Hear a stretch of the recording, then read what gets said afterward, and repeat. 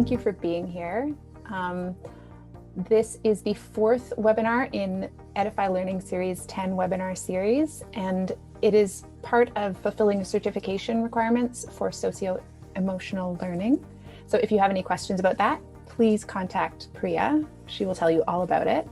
I'm Leah. I'm going to be moderating today, and during COVID and this switch to online learning, I've been taking upper level English literature classes at UBC, so I'm experiencing the swap to online learning from a student's perspective.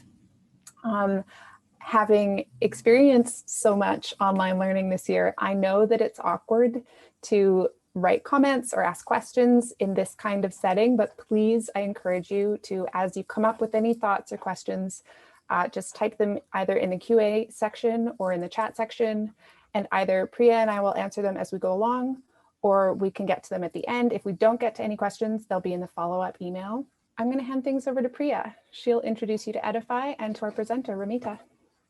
Thank you so much, Leah. It's so wonderful to have you on board again with Edify Learning Spaces. My name is Priya Transgard, and I'm the founder of Edify Learning Spaces. We are a one-on-one tutoring agency with a strong focus on social emotional learning. My pronouns are she and her, and we are joining you from Musqueam, Squamish, and Tsleil-Waututh Nations, otherwise known as Vancouver in Canada. And we are at the Empowering Tweens online webinar. Edify Learning Spaces has a social emotional learning certification program, and you are here for webinar 4.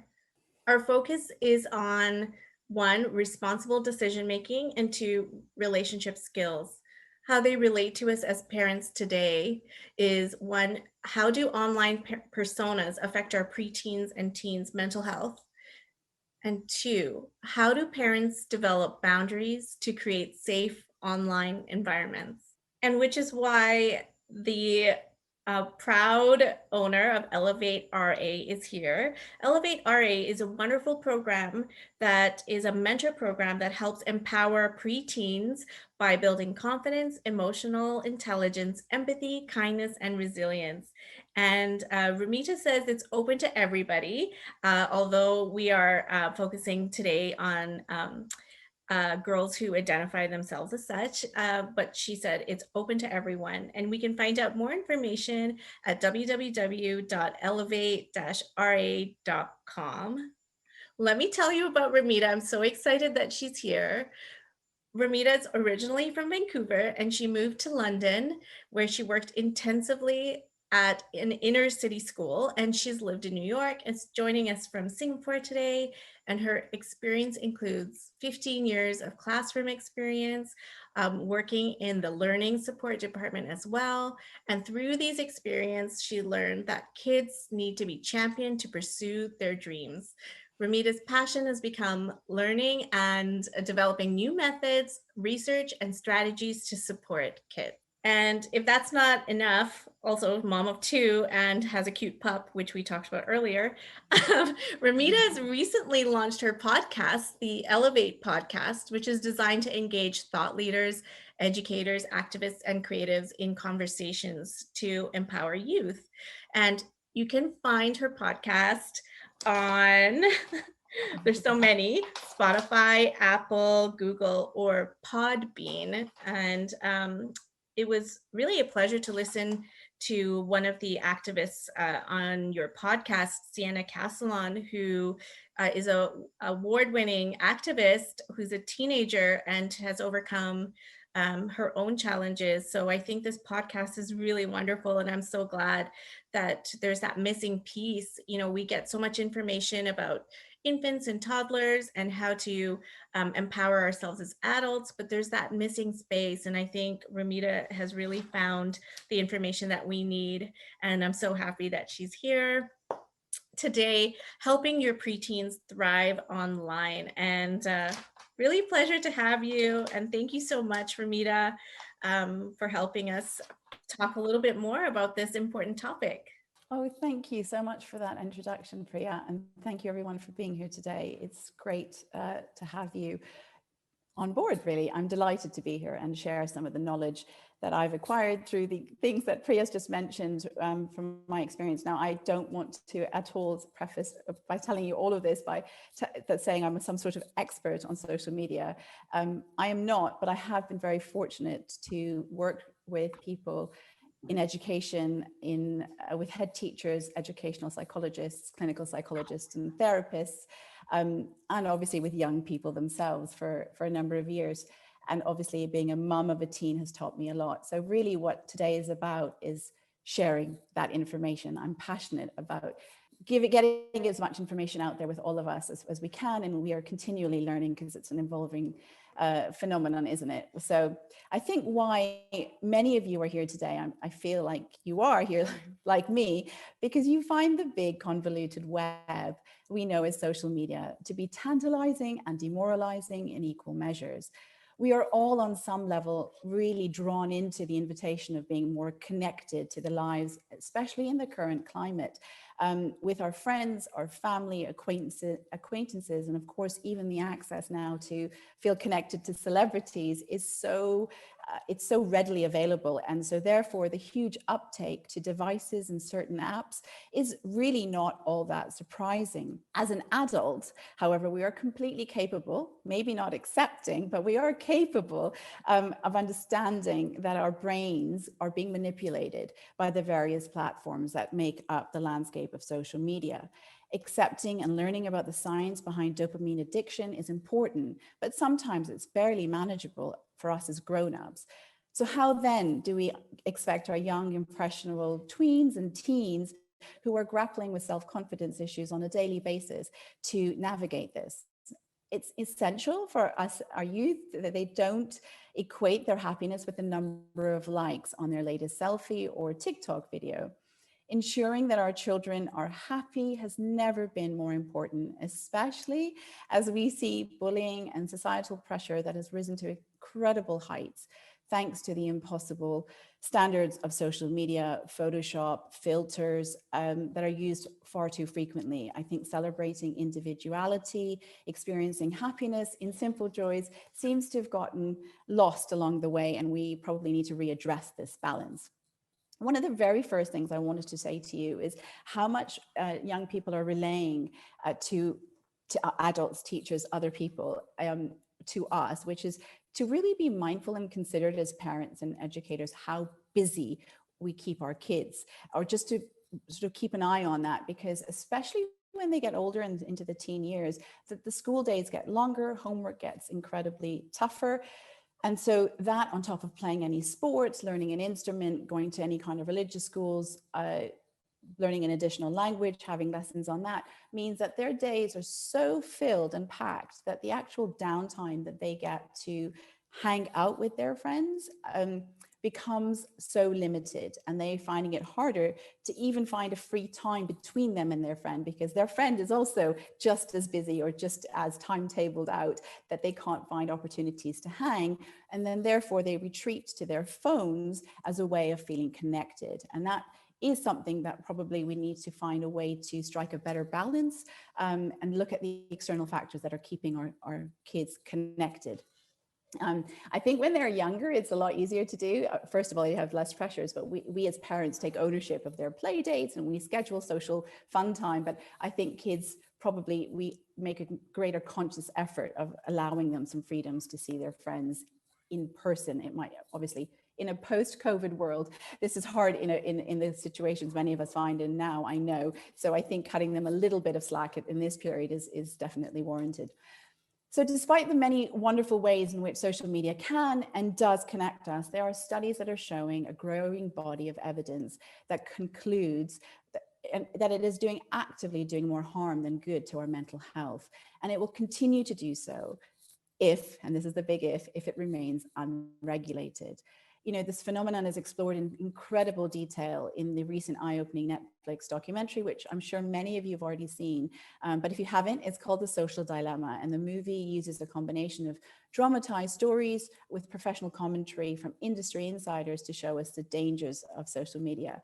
Now, I'm not here to do any kind of scaremongering, and I don't want to, panic anybody, but all I wanted to share was one study that I think relates to our group of attendees today, which was a study done by a doctor in New York who looked specifically at the hospitalization rates for preteen girls. So these are girls aged between 10 and 14. And the year that social media became readily available on our mobile devices, the rate of hospitalizations for young girls due to self-harm went up by an alarming 189%. Now that's triple in 5 years. And I don't think, well, I don't want to scare you, I don't think we can ignore the correlation here. And of course, this study was done in the US and it was done on girls, but I think there's enough data out there for us to at least take the learning from that, or the takeaway that this is a trend that is being seen across the globe in different parts, and probably with boys, maybe not to the same degree, but with all children in that age bracket, just because of how young and impressionable they are. We also know that the 24/7 nature of social media has negative, health effects, obviously on all children, but especially for teens who are already struggling and have vulnerabilities in other areas, such as learning challenges. These kids look to their phones and their social media pages for the number of likes they have, probably on a much more acute scale. They literally don't want to be away from their devices in fear. They want it when they're doing their homework. They want it when they're hanging out with their friends, and even when they go to bed. They sort of need that security from them even more if we don't watch it carefully. And when there were some surveys done, there were 3 main benefits that these children sort of offered. And I think it comes from feeling isolated or alienated in schools otherwise, or in social situations. And they sort of reported back that they felt more connected, accepted, and supported online. So there are benefits to our children, obviously, having said all of these things that can, that are negative, but that we want to counterbalance this argument. And there are, there are areas where social media plays a really positive effect on children, and we can't ignore those. If you do get a chance to listen to my podcast, I did get the opportunity to speak to the Deputy Education Director of the UK in girls' education, and he spoke to me about the number of schools reporting how many young girls are actually loving the social media aspect, or the apps that allow them, especially in the online learning world, to connect with girls and boys across the world, developing apps, coding things with them, designing projects with them. All of that and getting a whole different cultural diversity aspect to their learning. So I do think we can't ignore what a great resource social media and the digital age in general is bringing to our education, to us feeling connected and having fun, if we let it be managed in the right way. So, like it or not, social media is part of the teen ecosystem. The omnipresence of social media is not something that's going to disintegrate too quickly. So either we get on board or we lose out. And if I can just say, we can't beat them, let's join them, is what I would think, really. And I think, it's important for me to highlight that social media is not inherently good or inherently bad. It's all in how it's used. Instead of banning it or hiding from it, I think what we really need to do is embrace it. We have to equip our children with ways to use it to its advantages. And I do believe that it's our youth today that are going to be the generation who change our future for the good. I feel like they're going to be the ones that are going to rectify all the errors that our generation is making. And we're already seeing some of this, in present times. So I think one of the first things to say to all parents and all educators is always start from a place of positivity and optimism. Equip the children with all the do's and the strengths of social media instead of only focusing on the don'ts. It's really important that we let them feel how great this whole process can be if we use it wisely. So to that end, you're at a place now where you are ready to embrace, or you already have, if you have older teens, embrace social media, and you're asking yourself, what as parents, what as teachers can we do? As soon as our kids feel informed about our points of view and they feel included in any kind of process, you'll find this with anything, I think, if they feel heard, they'll be more willing to engage with us. So my top tip is to set up a contract. like seriously a legal contract, which is really how you want to set it up for children. If they feel like they're being taken seriously and you are both clear on expectations right from the start from both parties about what is expected from each other right from the beginning, you'll set yourself up for a smoother online journey. The contract needs to cover probably both ends of this balancing act. One, in terms of access to the devices, and then two, what they're allowed to do on it. So I would really set it up as formally as you would if you were to engage a legal person to come into your house and set up a contract for you. Get out your computer, take out poster paper, get out your tips and markers and have negotiations, have proper conversations. If there are any lawyers out there today, maybe you can put in some tips into the chat box on what kind of lines parents can use. But having everything aired out and have it out openly and honestly can be a really important thing for children to feel like, wow, my mom or my dad is taking me really seriously. So I will also be very serious with them. The other thing I would suggest is once you've got this, and we'll get to how we get to the final contract, but I think once you've got it, I would print it out, I would enlarge it, I would put it somewhere visible so it's available for everybody in the house to see. Hopefully in a not too distant future, you'll have grandparents and relatives visiting the home again, or someone looking after your children when you're not in. And it would not be too far off the mark to expect a teen to say, of course I'm allowed to have my phone when I do my homework. And if that isn't something you've agreed, grandma or grandpa can check that on the contract because it's right there and there's just no arguments. I know, it's part of a teen's job, I think, to test boundaries. So having it really visible and clear, and maybe your kids are much better at sticking to rules, but I know mine certainly would test me on these things. So it's helpful to have it written out and clearly laid out somewhere for them. The other thing that's really complicated, I think, and overwhelming is the minefield of apps that are out there for the kids. So I've taken a little bit of time to prepare a little information sheet or some decks that have all the popular apps that Priya very kindly said she would email this doc. So don't worry, you will get this in an email after the presentation. Or we can share the screen now if you'd like, Priya. I don't know how you want to do that, but but you will get it, so not to worry. It's a document that has all the legal ages for the different apps. I've looked at the most popular apps for teens, at least for now. That could change tomorrow because there's stuff developing all the time. So it's current at the moment, but it may not be current soon. So I would just, just to be informed, I think is important. Whether or not your teen engages with all of those apps, it may not be relevant for you, but you can peruse that at your own leisure and you can have a look at it then. So examples of things to include in the contract, I think obviously boundaries to unplug and switch off, not to mention the time limits on usage. Oh yeah, there it is. Thanks, Priya. So it's basically a whole set of slides like that has categorized information on texting apps, visual apps, photo apps, yeah. And a little bit of information about each. So hopefully that will help you. It's important to know, just to be informed, I think, what in this contract, the number of times social media sites are checked is probably really important, but also at the time of designing the rules, I would design the consequences. I think children need to understand that there are real consequences. When they're teens and tweens, they only think in the present. And fair enough. I don't think they want to or should be worried about what might come up about what they've written on their post today when they are applying for college or jobs later on. Yet I think those dangers do exist, and we have to be careful about explaining what a consequence is to a child. So modeling that in the house is really important.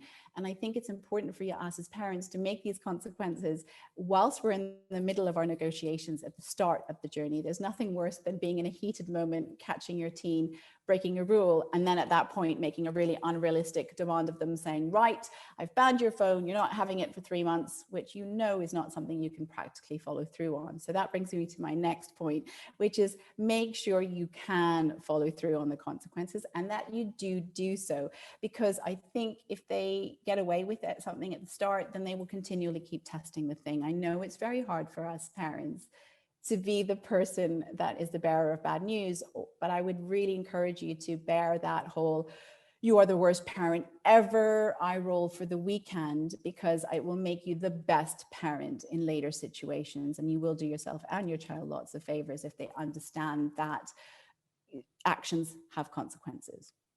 So, it does take, you have to crack a few eggs, don't you, to make an omelet. So I would really encourage you to take that stance when time comes. Once you've agreed on all the apps that you've decided to allow your teen to have, or your tween to have, I would then download every single one of those apps onto your phone too. I know that's not great for storage and data and all the rest of it, and you may not want to use any of them, and that's totally fine, but I think it's good for you to know. And I think part of the contract, you need to let your teen know that you will be following, friending, being able to see who they are on and have all their usernames and passwords for all the different apps. That's really important for you to have, because I do think as parents, especially at the start of the online journey, you want to know who they're following and who's following your children. So just make that clear to your child, that if they are going to be allowed this app, then these are the parameters around which they are going to have to be.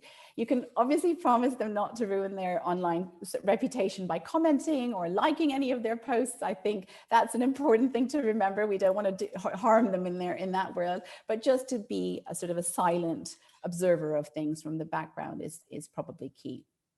And each family, of course, will have their own moral compass.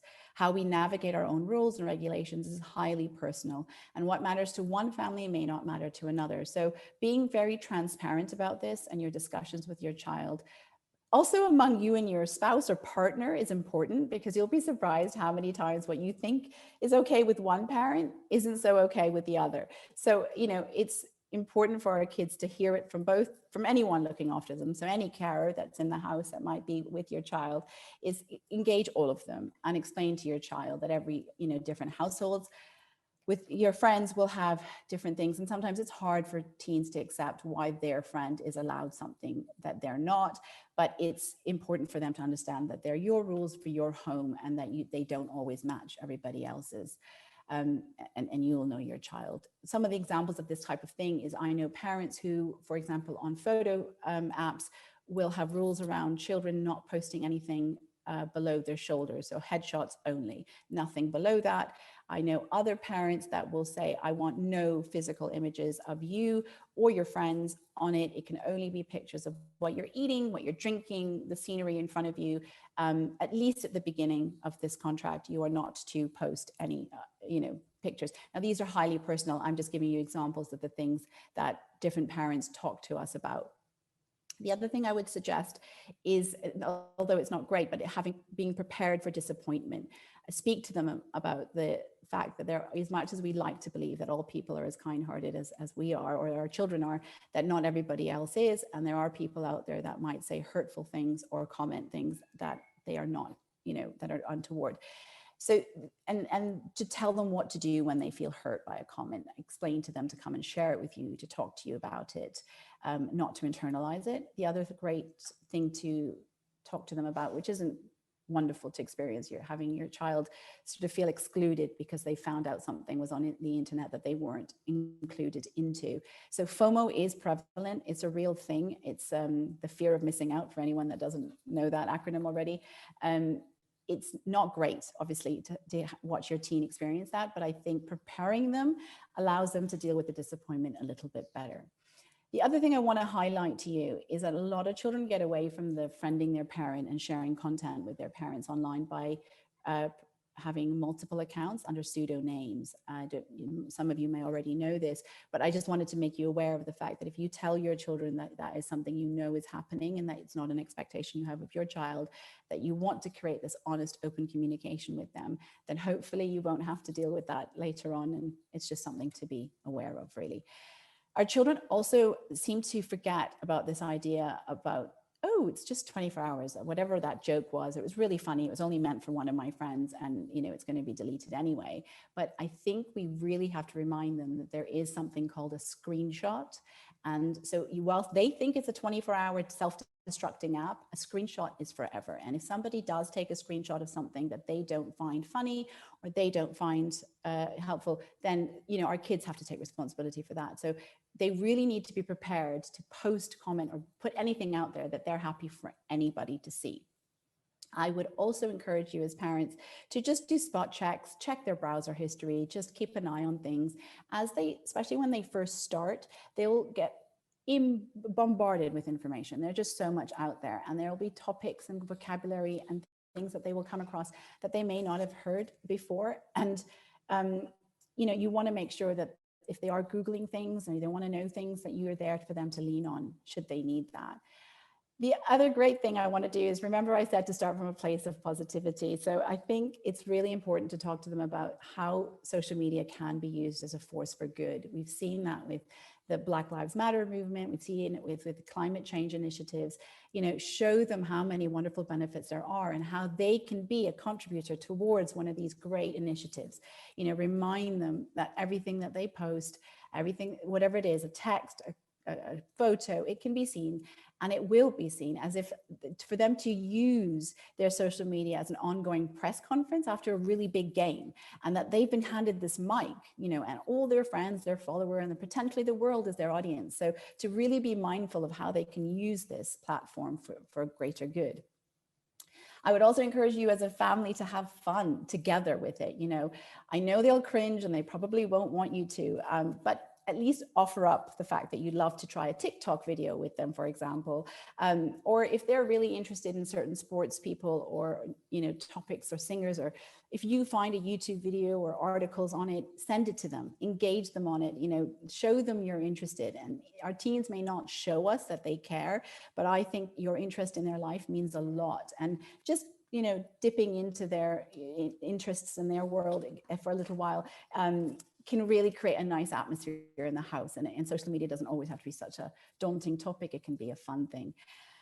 Display superpowers. I'm a big pro advocate about children having superpowers, and all kids have power. And I think if we encourage our children to share those superpowers on their social media sites, so if they're really good dancers, or if they're really good gymnasts, or they're fantastic swimmers, or they can code ways to get cleaner water to impoverished areas, to share this on social media. I think what we find is that parents like to share this with their friends on their accounts, but children are often more interested in sharing their flavor of bubble tea, on Instagram or on whatever app they're on, which isn't a bad thing at all. Obviously, that's important. Bubble tea is very important to teens. But what I want them to feel is, empowered, and then what they can do is inspire other children as well.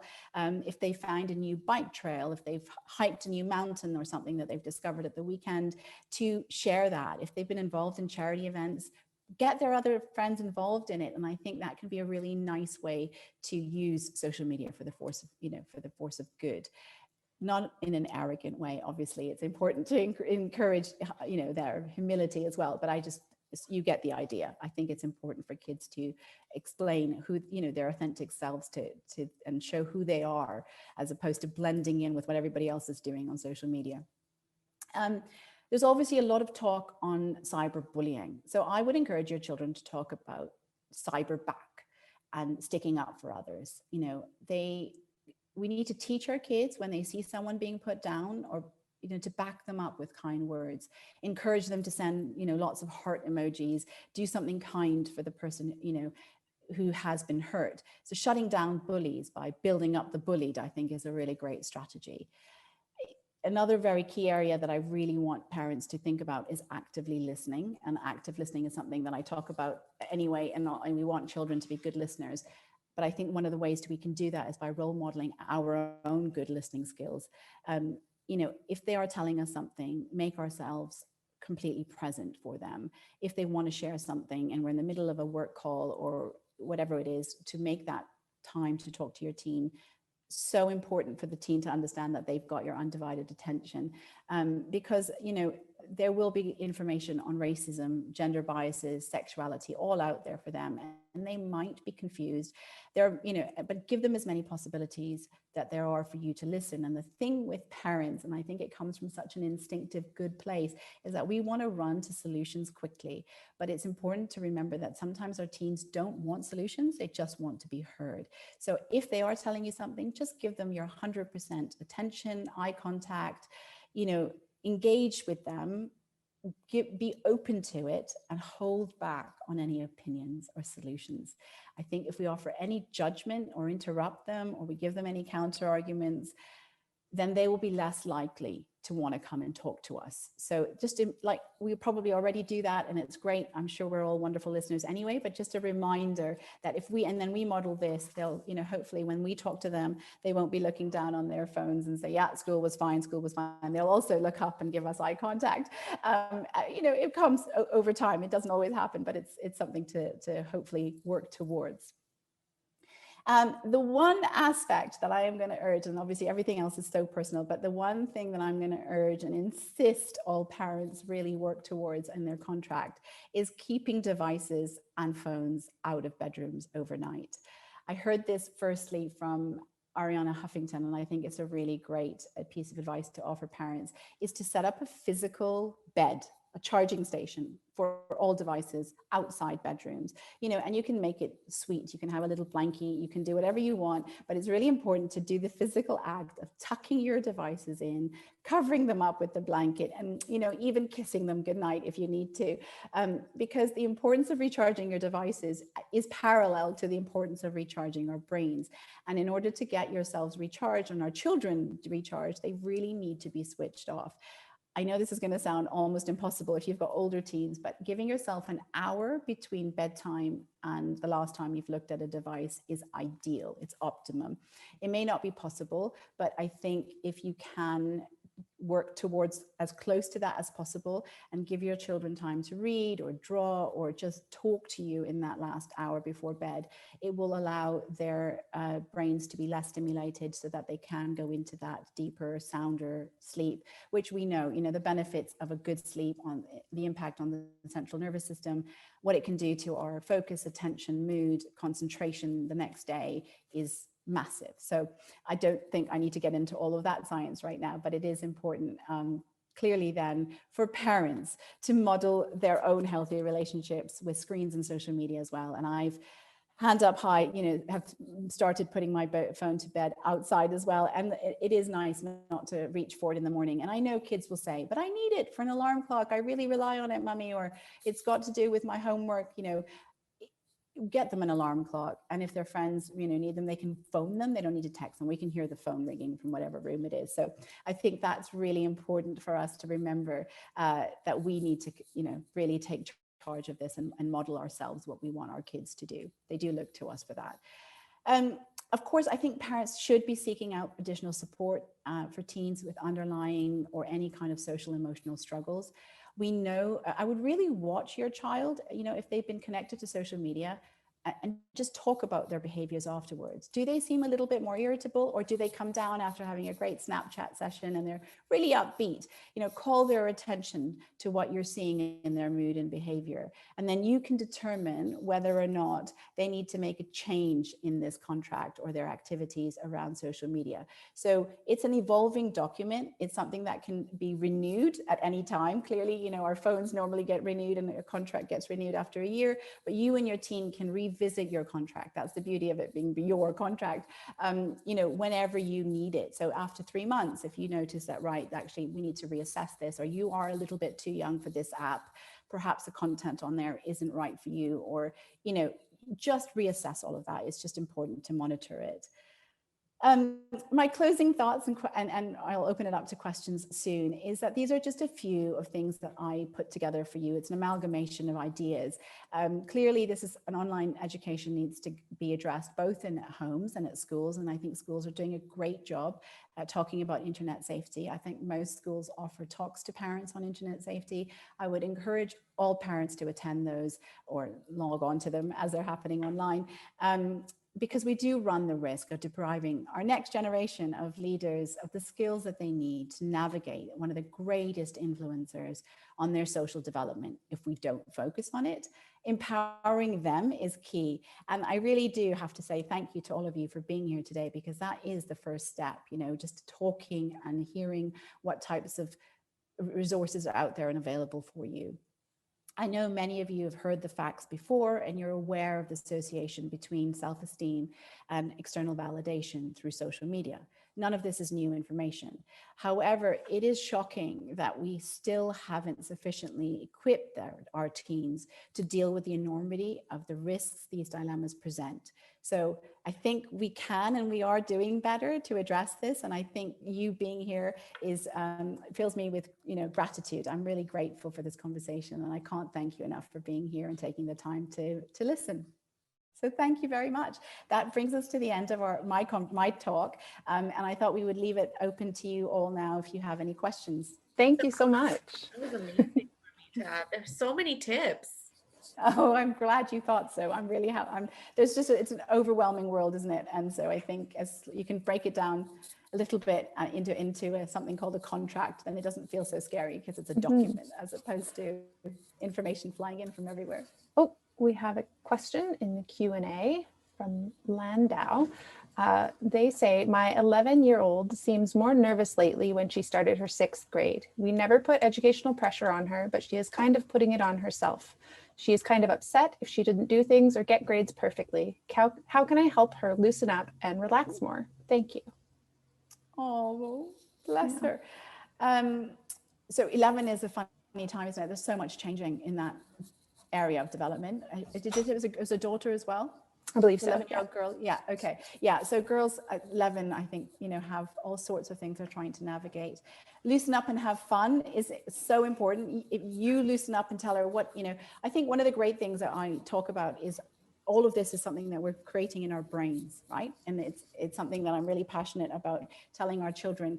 If we, especially teens, if we make friends with our brain, all the information that our brain is talking to us about is something that we are feeding it. But so we also have control to decide. You can be the boss of your brain, and then you can be friends with your brain. So when these negative thoughts come into your brain, have a conversation with it and say, why are you telling me that? And what is the proof around me to suggest that I am going to do badly?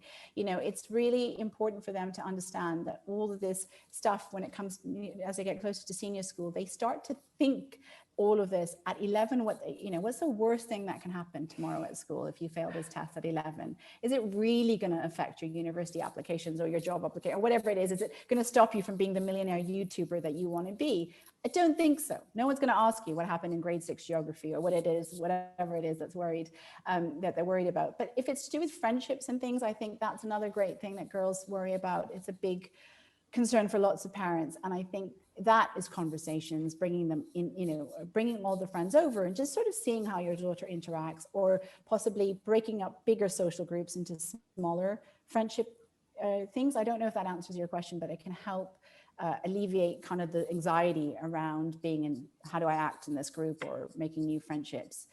Without knowing more specifics about what her triggers are, I can't offer you specific advice, but I would be happy to talk to you, or you can drop me an email if you want to let me know what it is exactly that's triggering these mood swings or this anxious behavior around her. Thank you. I was wondering, so the contract is generally for people who are, the kids that are just starting social media. Is it applicable for kids who are also already on social media to then build a contract with them? Yeah, it is. You're right. So I started it from tweens, where people are just embracing this idea. But I think you're right. I think kids that already have devices, it can be a really great time for reset. The whole family is having a reset. Obviously it's still January. We can still talk about New Year's and new goals, or you can start on February 1st and say, right, family time, we're going to have a little bit of a reset in the house, and we're all going to address this, including your 16-year-old, your 18-year-old, whoever you might have in the house. They might not be willing and they might question it, but I think if you can, like I said, if you can make them feel part of the conversation, they will probably engage with you a bit more. Okay, fantastic. Do you extend this, like your contract or your approach to this, to online video games where they're interacting with people online while playing? That is such a good question. I think it's absolutely important to do the same type of thing with online video games. I know especially right now, that is the only way a lot of children are reporting that they can see their friends is through these games. So I wouldn't take it away, but I do think setting boundaries and parameters around it is important. Yes, I do. And the rules that you set up, like taking photos only from the shoulders up, is it important that parents follow those rules too, or are they specifically for the child, or is it a personal decision? Yeah, obviously, again, that's another really great question. I think that's important. That is really important. I think we they model after us. But I think the difference is that you have to let your child know at some point you're an adult making decisions, right? For your adult friends, and you control who are your followers. So if you trust your following, and you post photos of the whole family and all of them on a beach or whatever, and you've got no issues with that, then the child needs to understand why you're okay with that at that point in your development. So I don't know if it has to be exactly the same, but I think it doesn't hurt if you want to start like that with the kids. Okay, great. And how do you start having the conversation about separating self-esteem from likes and clicks and shares and that kind of thing? I think talking about how curated these photos are and how important it is for children to understand that this is one moment in time, 1 second in time where someone hit click. It doesn't represent the person as a whole. So them liking that lighting or that, they're liking the light, they're liking the filter, they're liking the color of your hair, but that's temporary. Who you are, who your person is, who you are as a superstar is you, and nobody can see that in that particular instant, right? So the greater the variety of things that you're doing and showing and sharing, the more people will hopefully understand that it's you that people want to like, not your photo. That's wonderful advice for anybody on social media. Oh. Ramita, how can people get in touch with you?